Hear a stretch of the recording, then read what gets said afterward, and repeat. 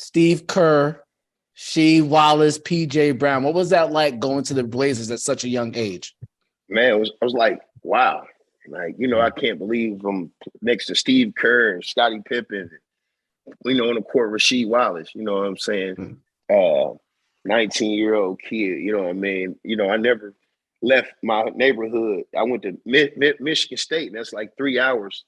I was at home every other weekend. We had a game off. The coach gave us off, but going all the way out to Portland, I never been that far away from home. So, just being around them guys was like, and I soaked it in. I learned everything, and like a soldier, like what you need me to do, like soaking it in and trying to learn. You know what I mean? Still the things I do today. I always put that learn and look and listen. So.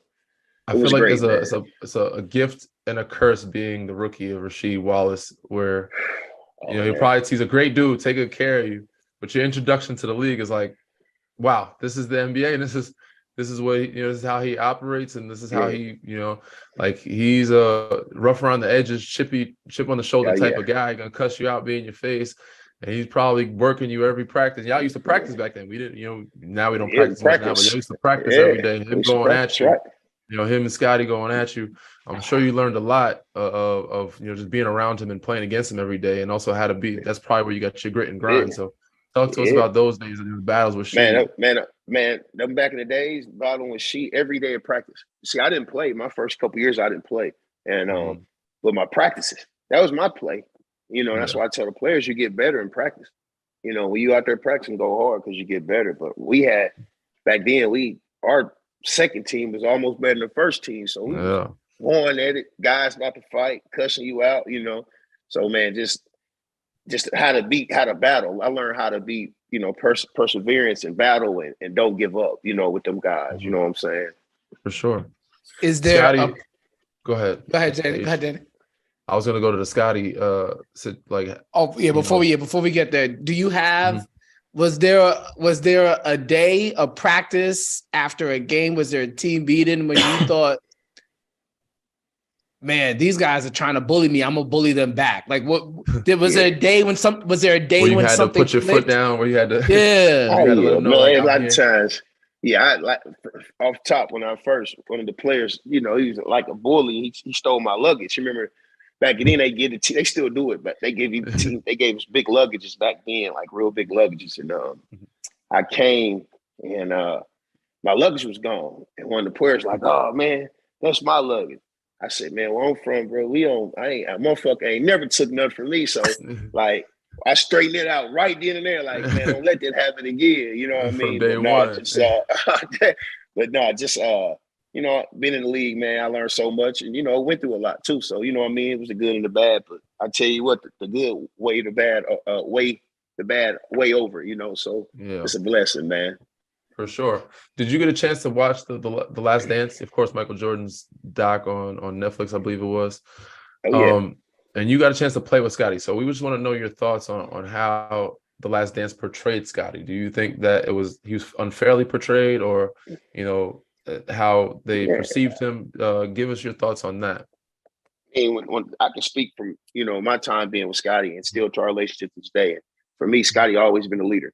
When I came in Portland, he under his wing, he was working out. Scottie being the first one in the gym working out. I had to meet him there my rookie year.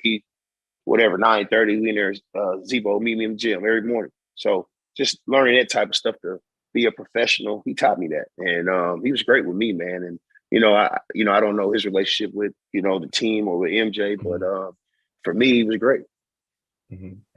That's it. It is interesting. You watch a documentary and then you kind of get a one-sided view of how things are perceived. And obviously there was a lot of commentary about Michael, even after that, even how he decided to portray himself or portray his teammates.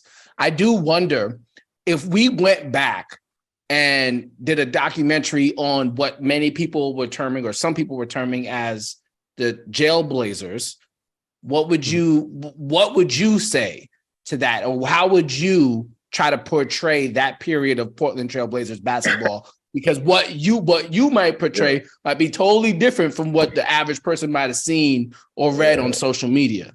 I mean, the Jailblazers, it was just like, you know, I think Sheed had went to jail. I mean, not Sheed, Damon went to jail or some shit like that. A couple guys went to jail. And you got to understand, Portland it's nothing out there. It rains every day.